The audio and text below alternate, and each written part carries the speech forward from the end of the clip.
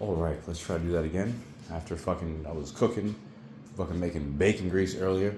Was trying to do the video earlier right here, and the shit ran out of storage and shit like that.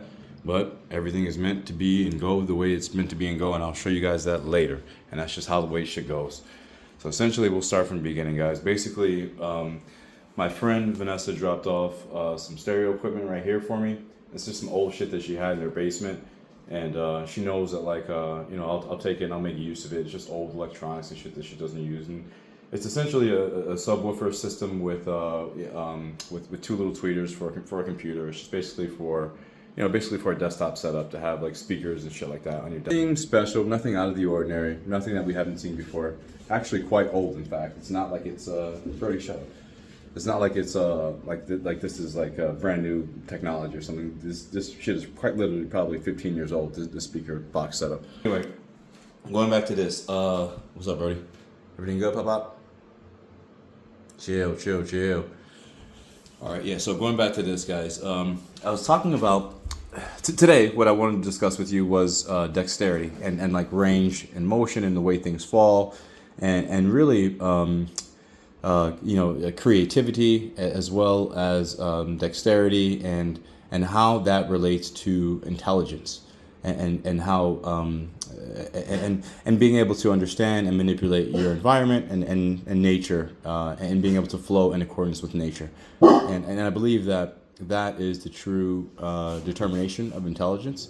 It's not based on any type of test or anything like that, or like how long you go to school per se.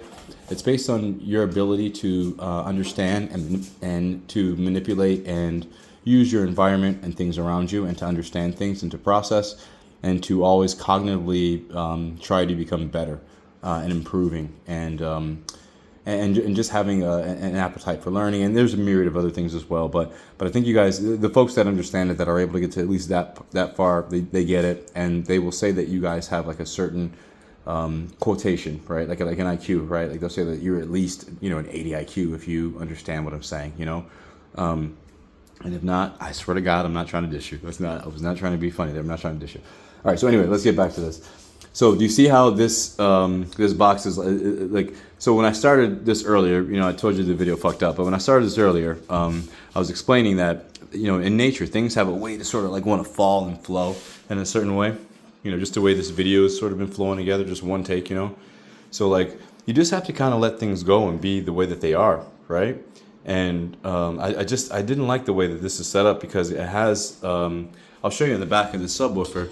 It's a really weird configuration. So it has 3 separate things coming out of it, which is kind of peculiar for like a simple desktop speaker setup.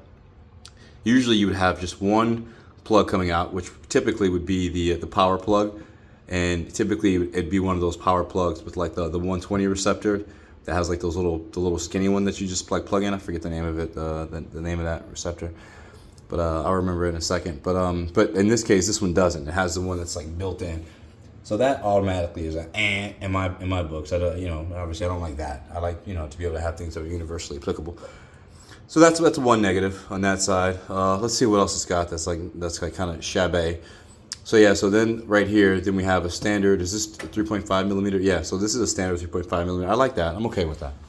We can do that. Yeah, that's not terrible. We're good with that. And that has these 2 wires which come off of it, and I like them to be longer in terms of how long these 2 are that come off of it. I'm not gonna sit here and cry, but the reason why I say that, and this is a note to the good folks over at Logitech. You guys know I fuck with you heavy, but just a good note to the engineer. Do you see how long you have the control board cable for the adjuster? You see how long you have that, but then you have your speakers so short, like they're so short to the system, and that's just not a good design. So that's that. But otherwise, I'm starting to find, and I hope that you will understand this and be able to relate to this team over there. I'd like you guys to know that I actually like this design and the way it's set up. And the more I'm even talking about it, I'm starting to like it, just because of what I'm going to do with it. You know what I mean? But I do at the same time understand that there are a lot of people who won't understand this configuration and setup. And if our goal as a company is to sell more of these units and to sell more speakers and stuff, it probably wouldn't be to do it with this thing, but I really like it for myself, and I like the way that it's designed and engineered and all that stuff.